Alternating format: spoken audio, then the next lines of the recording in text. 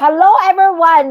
We are live, and I want to send you my best wishes from San Diego. It is so nice. And I'm here attending the Social Media Marketing World Conference. It is an amazing conference. I kind of sneaked out to do this Facebook Live show. Anyway, thank you so much for being here. My name is I'm the host of this weekly Facebook Live show, Classroom Without Walls, using technology to reimagine education. Hey, Shwal, thank you so much for being here.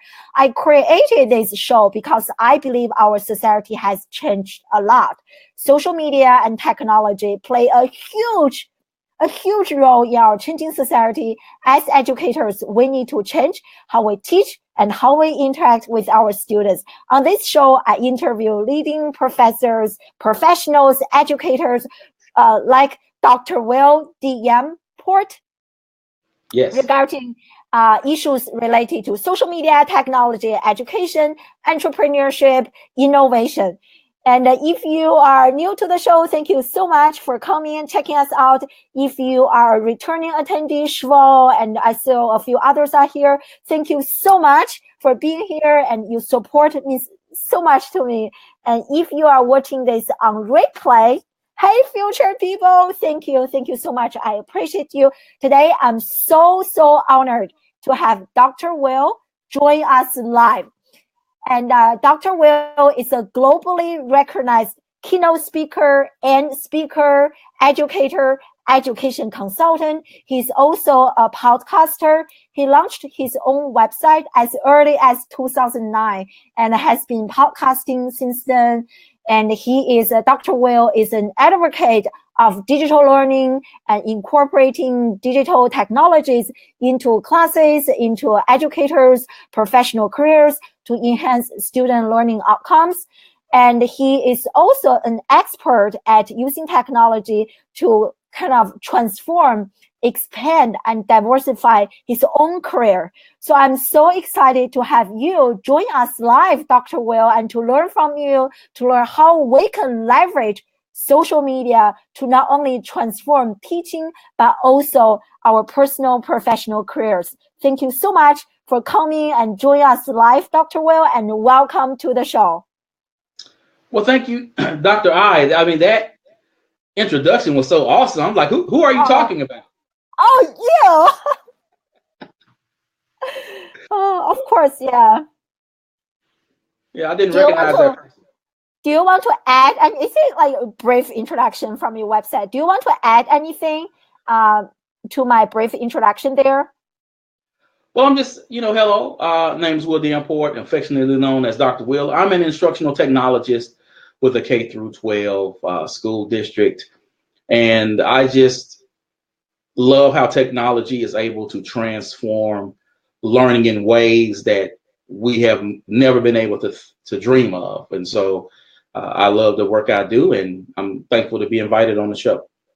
Oh, thank you so much. We have Shvo joining us from Houston, and we have Antonio's joining us all over from Greece.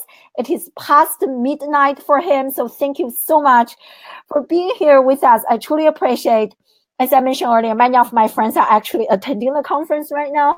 Anyway, we are just going to, if you don't mind, give this show a share. It will be greatly appreciated so that more people can check out the amazing content from Dr. Will. I'm just going to get started with my questions here. And people who are joining us live in the audience, if you have any questions, please feel free to type in the comments. And we are going to make sure to ask Dr. Will. So you are a globally recognized speaker, keynote speaker, educator, and education consultant. And you launched your website as early as 2009, and you have been podcasting for quite a few years. And it's like, I love how you integrate technology into what you do, social media so well into your professional career. So can you please share with us, how has everything emerged? What inspired you to be on this journey? It was happenstance, quite honestly. I was in graduate school and I heard everyone talking about Twitter. It was all on the news. It was everywhere. And I was like, what is this Twitter thing you speak of? And so I get on Twitter in 2009 And this was back when there was this question like, what are you doing? And I'll be like, well, I'm eating a sandwich, or I'm about to have a cup of tea. And then I was like, this is stupid. I'm not going to sit up here and just talk about what I'm doing. And so I started engaging people in real life conversation. And from there, I started saying, wow, I'm building this community of people. I'm starting to learn. And so when I went on to my doctoral program, I knew that I wanted to, going in, I knew that I wanted to do my dissertation on teachers using Twitter for professional development.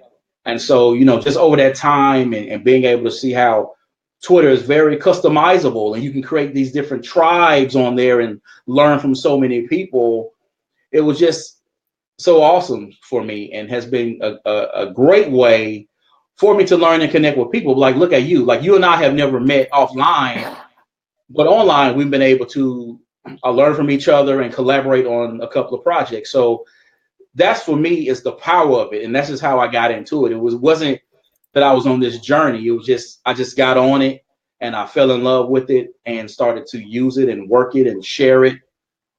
And this got to a point to where, even though I go to conferences, I love conferences, but Twitter has been the best professional development I've ever had. Oh, that's amazing. I personally also love Twitter. Clearly, you have been on Twitter much longer than me. So this is a question I developed now. And did you notice some of the mistakes people are still making when they are using Twitter as a professional or career development channel? Well, yes, the first thing is you need to have a professional looking picture. Some people have pictures of themselves at a carnival, or it's some kind of crop picture with them and somebody else in there, or it's like some kind of goofy look or something, but it's not professional. Or they have the egg there, so they have no picture at all.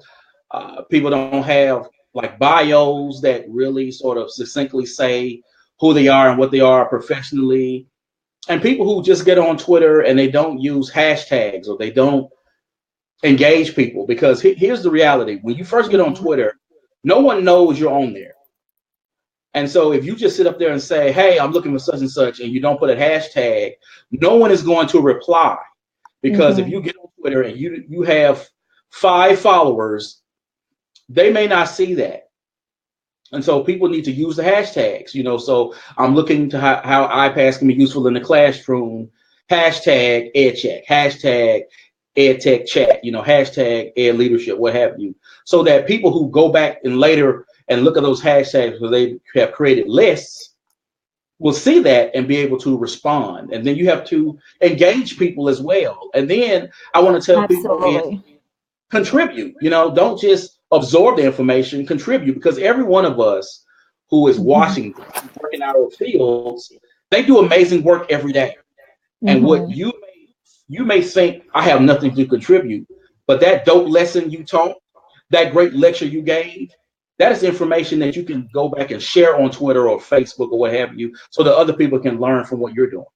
Oh, this is amazing. Yeah, I love, even today, so many people still use Twitter as a self-promotion channel, promoting just maybe their own content, don't even share other people's content.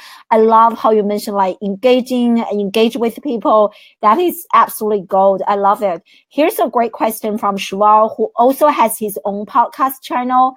I don't know how many years, Shwal, if you can comment, type in the comment section, tell us how many years you have been running your podcast. So that's his question for you. If you face any challenges or difficulties, what did you do? How long have you been podcasting, Dr. Will? How many years? 4 years. This is my 4th season. Okay. And yeah, you think about giving up, particularly if you compare yourself to other people.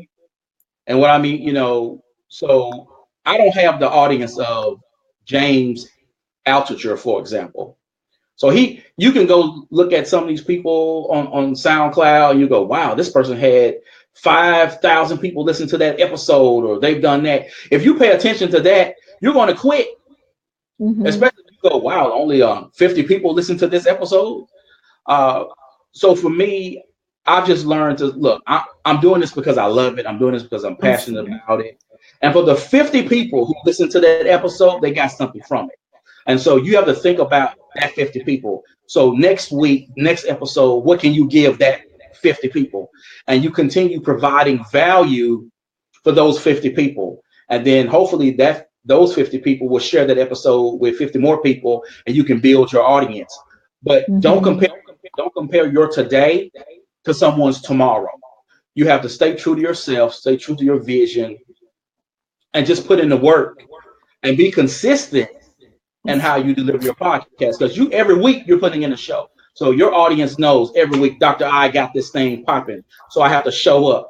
And that's what you have to do is be consistent in how you put out your content and then make your content be about something. So you have a theme, right? So you're not all over the place. You're not talking about social media tomorrow and how to bake cookies the next week and how to buy a car, you know. So I mean, you know what I'm saying, you're building your audience and people they know what to expect. They know I'm coming here for all of this information built around this specific sort of set of ideas. And so, you know, you have to do that and have fun with it.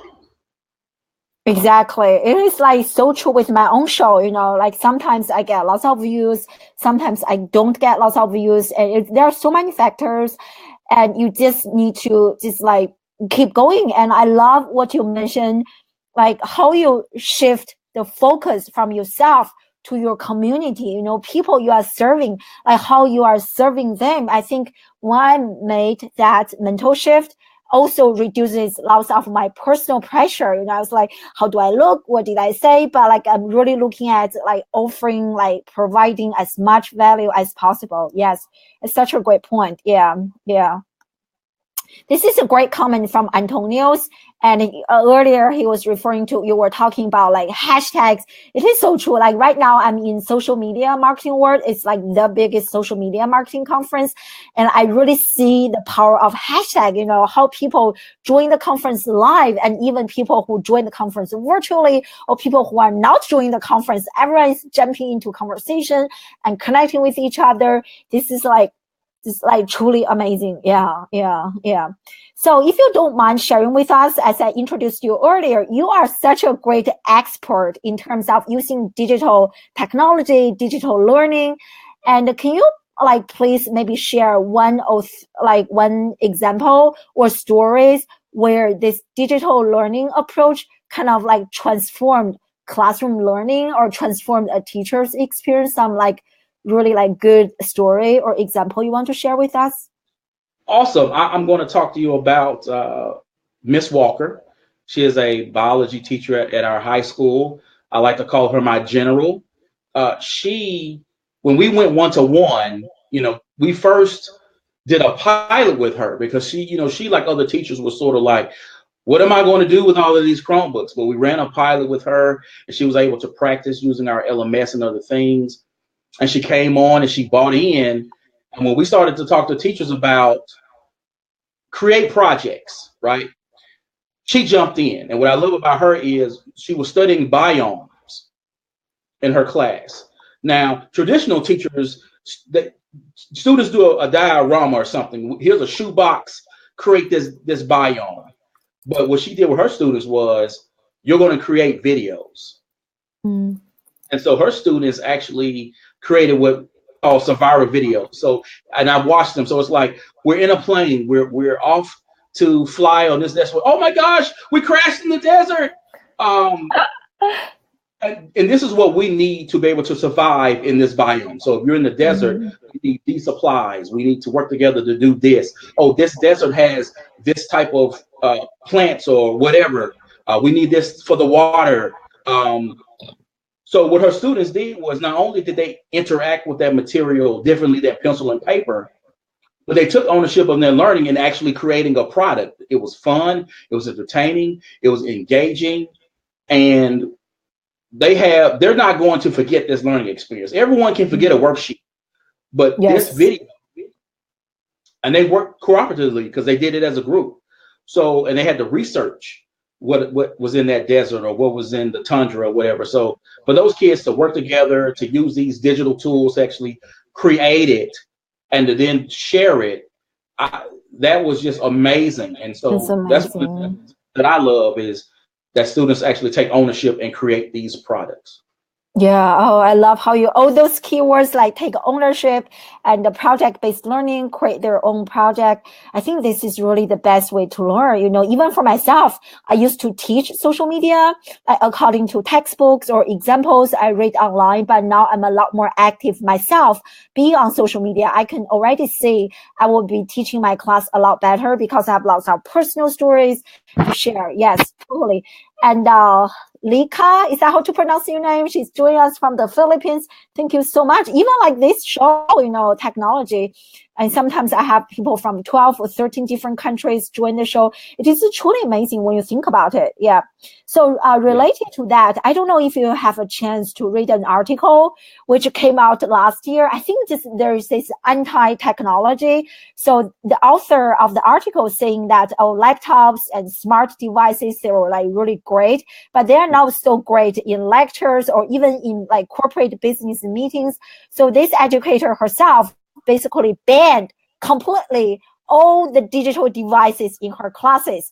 Yes. And recently, I also watched another video of a school in Canada.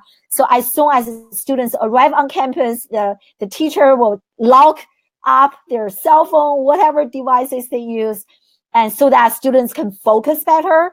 Mm-hmm. So what's your take on this? What do you think about this? Clearly, there are two schools of thought. So I'm just curious to see, like, what is your take on this approach? It's dumb. Let's be real. Schooling as we know it within the United States has not changed since the inception of school. Students still show up in grades according to grade level, not ability. They still sit in desks in rows. They're still graded the same way. They're still assessed the same way. It's just that now, instead of me taking a paper test, I take a test on a computer. But it's still the same test and same way of assessment. The reason it is dumb because as a professor, you should know you should not sit up there and lecture for 50 minutes or an hour and 20 minutes of your class. We are adults. Okay, you and I are very well educated adults. I do not want to be in a room and hear someone speak for an hour and 20 minutes over one concept. I'm going to lose my mind. So now you want to take kids, whether they're in high school or elementary school or people who are college freshmen, and you can say, "Well, I'm going to have my PowerPoint, and I'm going to sit up here and go over all these points for the next hour and 20 minutes," and you expect them to be all in? That is ridiculous.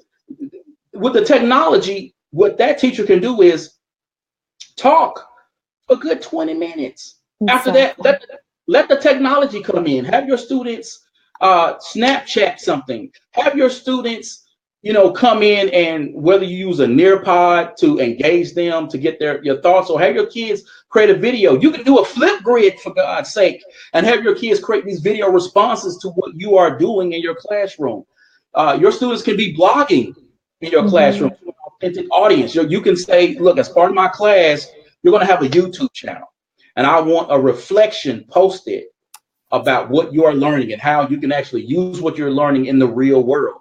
There's so much you can do, whereas for you as the professor to sit up there and think that you are the best thing smoking since macaroni and cheese, you gotta get over yourself, because you are not, they call me Dr. Will, but I can't beat Google.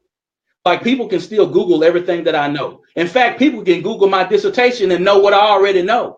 So what I have to bring to the table is far different, and then use the technology in a way to where students can take that information, apply it, take ownership of it, and then remix it in a way to it becomes their experience, their knowledge.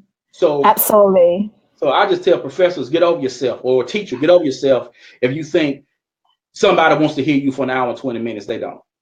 Exactly. Oh, I just want to give my friend Joyce a shout out. Thank you so much for being here, Joyce. She's an amazing influencer herself. And Shvo made such a great comment, like many educators I personally know, they just cannot let go of saying even like, I don't know, I don't have an answer for this, being in that kind of vulnerable state, like co-learning with students. And some people are not willing to open to be so public, like have their I love the idea you mentioned, students create their YouTube, but in a way you are making yourself, your class like so public, I think this kind of anti-technology is not just like in higher education, but like in our society in general. You hear people like, oh my God, technology is so evil. People who spend lots of time online, they don't know how to engage in interpersonal communication in person. But like, I'm at this conference this year, I can tell you how many people I have never ever met in person. And today, for the first time we meet, we're like hugging each other and kissing each other.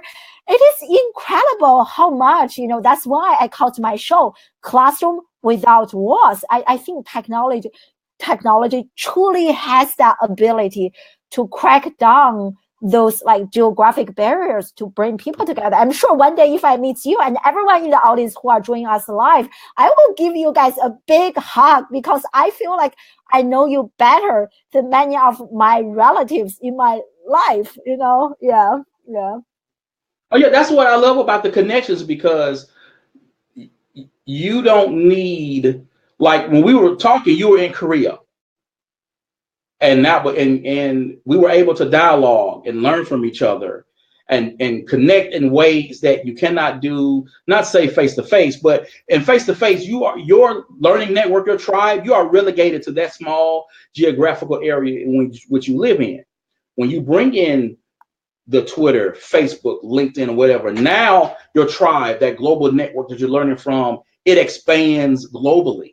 And you're able to connect with people on such a level that when you do meet each other at a conference face to face, not only is it more powerful, but as we experience is at our conferences, you get into a situation where people still at the conferences are still tweeting. They're at sessions and they're tweeting about, they're back channeling their sessions. They're taking selfies. They're taking pictures of the person speaking. They're taking video clips, and guess what they're doing? They're sharing that stuff on Twitter with those hashtags, so that for people who are there, but let's say they missed your session, now they get to be a part of that session via that hashtag.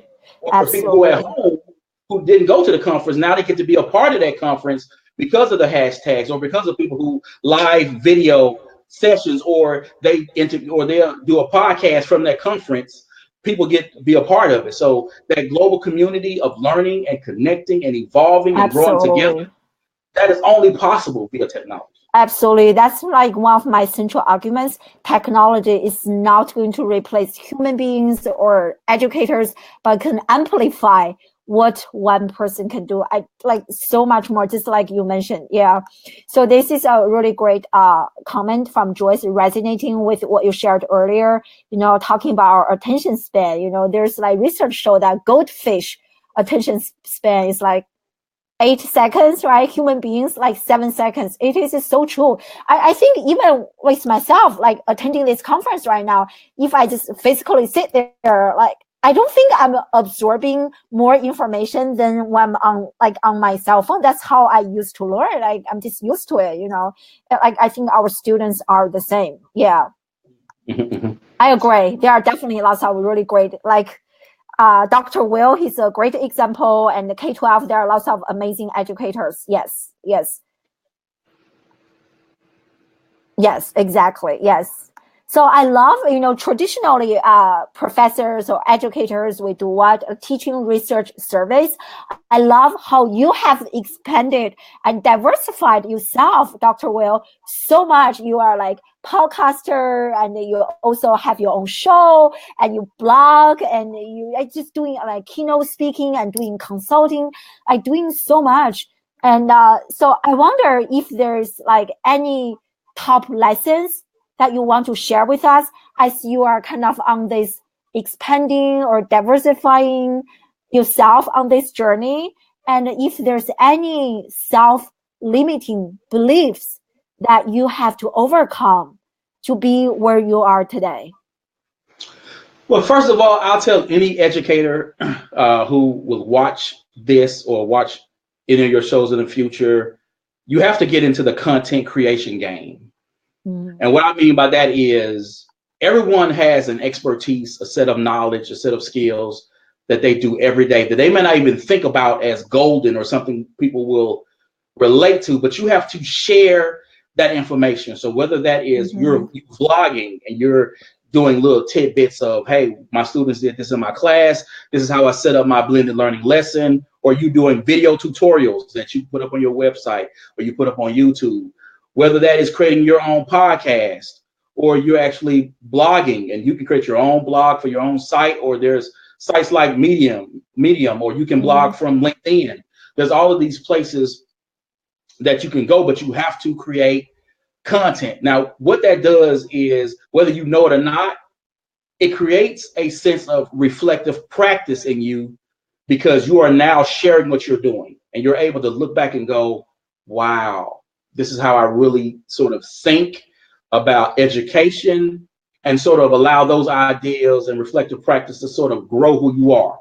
Two, be consistent in terms of what you post about. Like, you can't be all things to all people, and don't try to be all things to all people. Be focused, as I mentioned earlier. So if your thing is lesson planning, then you need to write about lesson planning. That's, and keep it coming, keep it coming, keep it coming. And don't get up there and say, wow, this is how you do this lesson plan. This is how you work this out. Classroom management with this. This is how you do this. And then all of a sudden, out of left field, boom, my famous barbecue sauce recipe. Hey, people are like, what? Where that come from? So, you want to do that. And I think the self-limiting comes from doubting yourself and doubting, do you have worth? Because as great as we talked about social media earlier, one of the downsides to it is we get to see what other people are doing. So whether it's on Instagram or Twitter or YouTube, we get to see other people doing big things.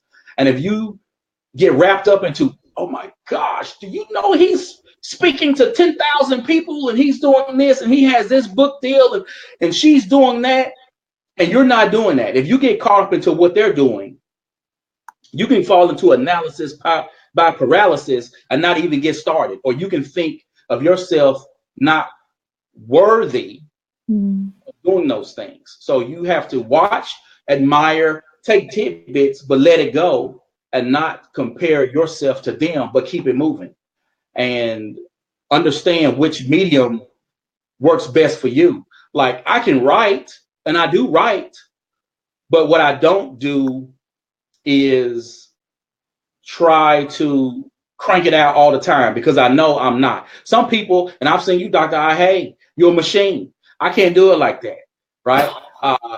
I write when I'm sort of in the mood, but my podcast is my baby. I can do that all day. So because I know that's my passion, I know that's where my strength lies, where I get my energy, where I get fuel from. That's why I put my energy into. So I tell people, find the content creation piece that fuels you, where I know it's going to be work. You do your show every week, that's work. But when I see you do it, it doesn't look like work. It looks like fun. You know what I'm saying?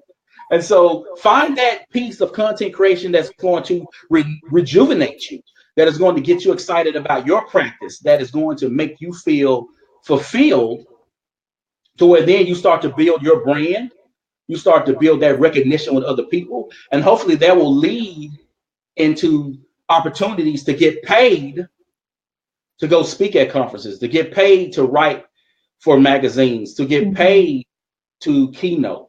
Because I'm gonna tell this, because I do this on my podcast. I tell all of my educator friends, do not give away your genius for free. Stop it. Get paid for what you do. Your free is your podcast. Your free is your blog. But if a magazine calls you, if some other corporation calls you, you better give them an invoice. Oh, I love it. So many great points. And first, you mentioned that everyone should be a content creator. I so agree. Even at this conference, the Social Media Marketing World Conference I'm attending right now, last year, they don't have a kind of like a special ticket for content creators. But this year, they have like tickets only created for content creators, meaning that people who are whose main like job or responsibilities are creating content, they come here, they don't go to other sessions. So I can see how important it is. Even when I look at all the sessions, like content creating, like blog posts and YouTube, whatever it is. Yes. And don't feel the pressure to be everywhere. This is just like so gold. I think now just for people in higher education or social media, everything, you know, there's so much content overload today and you just feel pressure to do this and that. I was on that journey like about 2 years ago. I was on every single social media platform, you name it. I spread myself so thin and I lost my focus. It is, yes, this is great. And Jerry's with us. Thank you so much. And I totally agree, you know, need to be interactive and intensive in class and based on real life. I can't agree more with you. You know, there are like so many students. And if like, I think without that real life context, everything remains to be so abstract. They don't understand. Why am I even learning this? This is so boring. This is like my 6 years old told me already, Mommy, why am I even learning this? I don't see any relevance. This is so boring. But I think once you add that real life dimension, it is like totally different level. Yes. I saw 2 questions. One question is from Joyce. Yes. Joyce, her specialty is teaching people like people skills, soft skills. That's her expertise. But like, you know, school, we focus a lot on academic learning. But like people skills, interpersonal or soft skills, they don't get learned much. So like, what do you think about this? Like soft skills and not being taught as much as they should? And they should, and people should be taught how to communicate, how to collaborate, how to work together. People should also learn how to look within themselves in terms of what is their genius, what is their greatness, and learn to focus on their strengths and not to focus so much on fixing what's wrong with them, because you're not going to find your greatest success at trying to shore up your weaknesses. I mean, you can mitigate them, but your greatest success is going to be coming from dwelling within your strengths. And then we need to talk to kids about the digital literacy piece. How do you write online? How do you communicate online? How do you talk online? How do you post content, whether it's pictures or video or whatever, that is not only life affirming to humanity, but affirming to your identity, where people are not, you know, doing a search about you and they see you on YouTube twerking it up and they go, oh my gosh, what is this all about? I mean, you know, you want to make sure that, you know, the pictures that go out about you, the content that comes, because here's the deal, you don't even have to post that picture of you half naked on the beach. Someone else can post that picture. Absolutely. And then it's online, right? So, you know, we need to think about how we live our life offline now, because anyone can take a picture with a smartphone and now it's online for the world to see. So we always just need to be aware of how we communicate, how we carry ourselves, and understand that this has a reverberation, an effect that goes beyond what we have even, you know, thought of, you know, because you have people on your show who may not have heard of me, but now they hear of me and they're somewhere overseas somewhere. Now they may or may not look me up or not, but I'm just saying that, you know, be focused, because there have been people who they've gotten in trouble because they got caught with drugs or alcohol or other stuff, you know, offline. Someone took a photo and it's online, and then, you know, you teach college kids, and, you know, let's be real, college kids, we've all been in our 20s, but we were in our 20s without Facebook. Exactly. I think that's why we really need to take ownership or control our own narratives, you know, like other people will be posting content for you on your behalf. That's why you need to produce content that you want other people to see. So when people Google you, it is the content that you actually want to like produce, not what others are producing on your behalf. Yes, I totally agree. And you were talking about like now everyone's in terms of like digital literacy, digital storytelling, even at this like social media marketing conference. And I'm serving as a volunteer. So I had a chance to chat with so many people just like today. And I have to tell you, like so many people that, oh, I never used Twitter before. I only tweeted here and there. And their understanding of social media is very, very basic, very basic. And so this is a social media conference, you know. So I think our students are like, I can understand unless they are being trained or taught, and this is like really a develop, like we have to learn it ourselves. Yeah.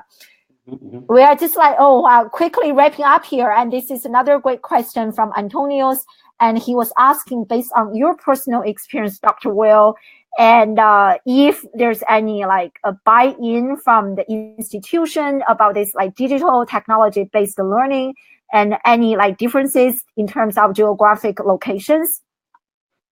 Oh yeah. The biggest, it is definitely differences in regions, but I think the biggest crime, if you will, is, right now going one-to-one in terms of every student getting a device is real sexy right now in K through 12.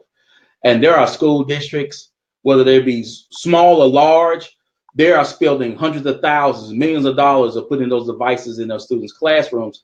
Yet instruction, learning stays the same.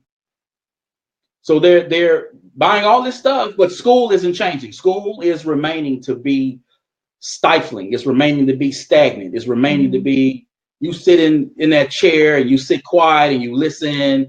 And when I give you permission to get on the device, you get on the device and you do what I tell you to do with the device.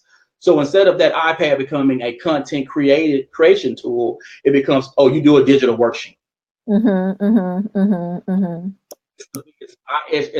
I see with it, because they don't understand that technology has changed so many industries. Like, I'm 44 years old.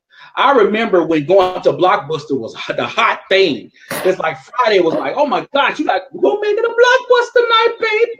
But Blockbuster's gone now because you got Netflix and you have other things of on demand where I don't have to leave my house to go get a DVD. I don't have to suffer. Oh my gosh, you had 60 DVDs. I didn't get one. Now it's on demand. I want it. I get to see it. Exactly. We're teaching the Netflix generation of learners. They have access to all of this information at their fingertips. So that's to me, the biggest crime is buying devices, seeing technology the way it is, and still trying to teach as though the way people learn, the way people interact, the way people exist is the same. Exactly. I think regardless how fast and how much technology changes, there are fundamental like principles that remain the same, you know. And also, like, technology is not the end goal. It is a means for us to achieve something bigger that transcend technology itself. You know, like, people blame technology, but technology is not, I think, is not the root of the problem, but pedagogy is, how we use technology is. Yeah, so those are really like a great points.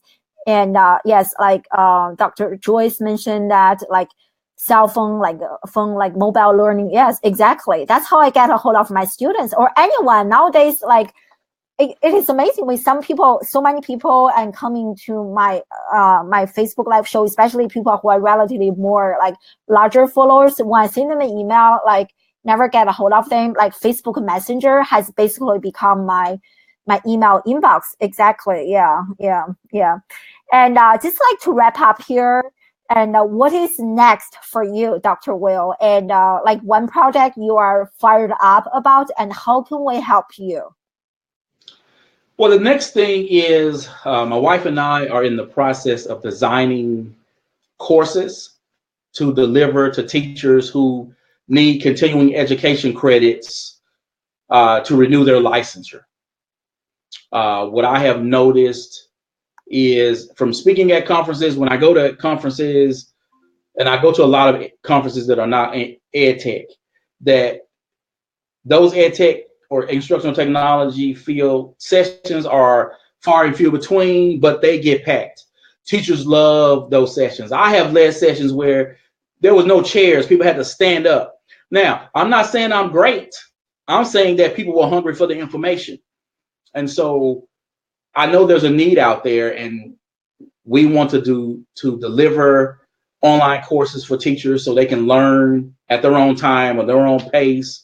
So if they're at that soccer game with their child, they can pull up the cell phone and get that knowledge and then learn and grow. And then again, get those CEUs that they can then again renew their licensure with. So that's what next for me is that, and hopefully growing my podcast to that next level, because I want to get Oprah on my show. I want to clap to that. And you just have to dream big. I kept mentioning this social media conference I'm attending right now. The CEO of this conference, Mike Stelzner, and he gave us a training. He mentioned that he started this conference 6 years ago, and there was like 1,000 people. But this conference this year has like 4,000 plus people, and his dream is like 10,000. So you just have to dream big, have that expectation for yourself. How about you guys join us live? What are some of your big dreams? And share with us, publicize your dreams so we can hold each other accountable. And this is great. Yeah. So one parting piece of advice, Dr. Will, and how can we get a hold of you, like discover, learn more about you? Please definitely mention your podcast, and people should follow. Yeah. Parting advice is get out there and create content, because we live in a world where you do not have to ask for permission. You don't need to get a publisher to publish your book. You want to write it? Go ahead and write it and publish it yourself on Kindle. Mm-hmm. You don't have to ask anyone for permission to do these videos, because you got a YouTube channel. It's free. Go make your videos. You want to blog? Do it. Go out there and create the content, as you mentioned earlier. Get out there and create it so that when you are Googled, your content shows up first on the list. Mm-hmm. And not, you making it rain somewhere show up that someone else posted. Exactly. Put that information, because earlier you mentioned how, not earlier today, but you and I had an interview on another project where you said that privacy is over with because so many cell phones and everything is out there. So, create that content that represents who you are, what you have to offer. Because even though you may not think people are looking, everyone is looking. Absolutely. Whether that's a future employer or someone you say, hey, I want to date this person, they're still going to Google you. And so you want to make sure that the content you put out there is representative of the person you want people to see. Yes. Oh, this is definitely. And again, we discussed this earlier, take ownership of that, like digital storytelling. Nobody knows you better than yourself. You just need to have the confidence to get started. And the only way to gain more confidence is by getting started. I think just running my show, I become more confident at doing Facebook Live than when I just started. If I didn't even get started, I don't think I will feel confident in continuously to produce content. Yeah. And this is a really great comment from my dear friend, Jerry. He said, learning does not just start at 8:30 a.m. and then ends at 5 p.m. in the afternoon. Exactly. If you think about this is gold, because I work, people just think that everyone is the same. You perform from 9 a.m. to 5 p.m., but everyone's different. Like my husband right now, just a kind of a side story. They do consulting for Samsung, and I have never ever met someone working like so long hours. They work from 7 a.m. or sometimes 8 a.m. in the morning until midnight, like sometimes 1 a.m. Like that is crazy. They just they don't even move, like clock in, clock out. It's like, yes, but this comment just reminds me of that. Yes. And I think Schwartz shared a good example here. Yes, exactly. I'm going to visit these comments later.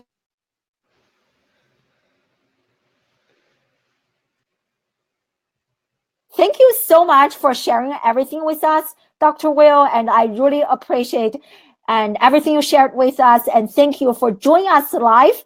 Next week, I have Chocolate Johnny on my show, we'll be talking about live streaming and probably geared more toward the small businesses. So thank you so much. I hope to see you next Wednesday. And thank you again, Dr. Will, a virtual hug. Thank you so much for being on my show.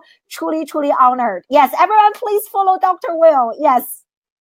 Thank you. I appreciate you for inviting me on the show.